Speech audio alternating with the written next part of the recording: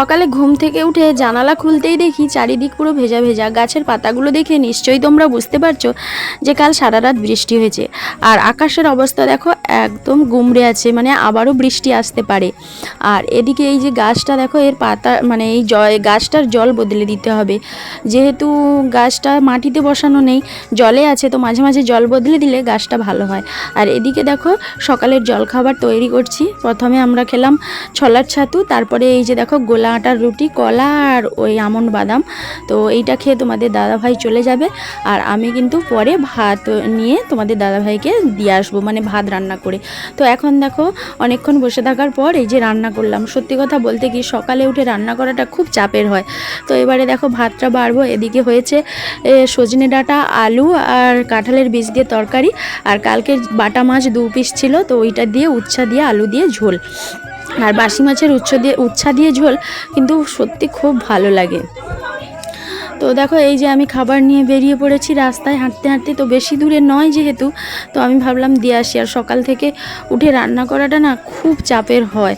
আর এদিকে দেখো এই পরিবেশটা এত সুন্দর, এই জায়গাটা খোলামেলা মাঠ, আর কি সুন্দর দেখো পুরো সবুজ। এদিকে গরু চড়ছে মাঠে, আর জায়গাটা খুব সুন্দর। এদিকে রোয়া হবে বলে মানে মাঠটা পুরো তৈরি হয়েছে, আর মাঝখান দিয়ে রাস্তা, সবুজের দুদিকে সবুজ আর মাঝখানে রাস্তা। তো খুব সুন্দর লাগছে, তাই তোমাদের সঙ্গে একটু শেয়ার করলাম।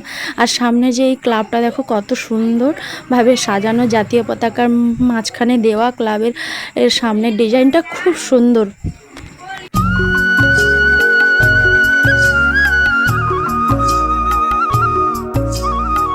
তো খাবার দিয়ে এসে আমি ভাবলাম না আজকেরই সময় আছে রান্নাঘরটা একটু পরিষ্কার করে নিই। দেখো এই যে বৃষ্টির কারণে পুরো সব কিছুতে একদম মানে ওই কি বলো তো, নষ্ট হয়ে গেছে মশলাগুলো। তো সেই মানে ছ্যাঁতানি পড়ে গেছে। তো তোমরা কি বলো জানি না, আমরা এটাই বলি। তো সেইগুলো মশলার কৌটোগুলো সব ধুয়ে নিলাম, তারপরে কিছু বাসন পড়েছিল সেগুলোও ধুয়ে নিচ্ছি। আর এই যে জানালার উপরে দেখো রান্না করে করে তেল ঝোল কালি সব কিছু পড়ে গেছে, তো এটাও আজকের পরিষ্কার করে নেব। তো মাঝে মাঝে এরকম রান্নাঘরটা না পরিষ্কার করলে নিজেরই খারাপ লাগে।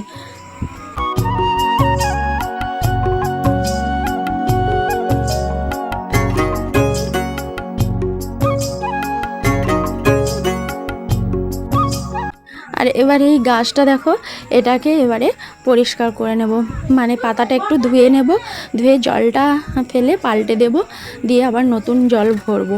তো এই গাছগুলো এমনই যে এদেরকে মানে বেশি যত্নের ছাড়া এরা বড় হয়। তো এই গাছগুলো বাড়িতে রাখলে এমনিতেই সৌন্দর্য বৃদ্ধি করে, আর এর কোনো মানে যে পরিচর্যা খুব করতে হয় বাঁচিয়ে রাখার জন্য তা নয়। আর এই পাতাগুলো এমনিতেই দেখতে ভালো লাগে। তো যাই হোক, তারপরে কিন্তু স্নান করে খাওয়া দাওয়া একা করে নিয়েছিলাম। আর এখন দেখো রাত্রে লুচি করব বলে লুচি বেলছি। তো আজকের ব্লগটা এই পর্যন্তই। তো পরের ব্লগে আবার তোমাদের সঙ্গে দেখা হবে। রাত্রে কিন্তু লুচি আর আলুর তরকারি খেয়ে আজকের ব্লগটা শেষ করব। তো কি বলো তো, আমার শরীরটা একটু অসুস্থ, তাই বড় ব্লগ দিতে পারিনি। তো আশা করি পরে বড় ব্লগ আসবে। টাটা।